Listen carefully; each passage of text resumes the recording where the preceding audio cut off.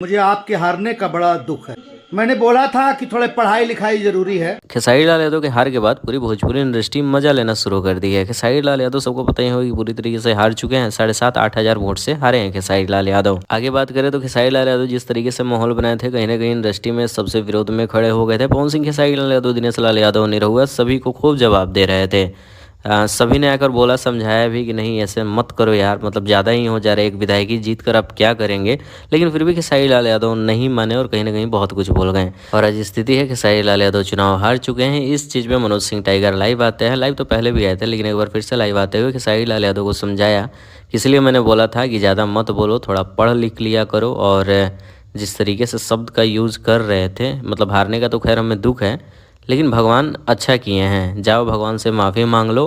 क्योंकि कुछ चीज़ें हो गई थी जिसके बाद निरहुआ ने खेसारी लाल यादव को युद्ध मुल्ला बोल दिया था।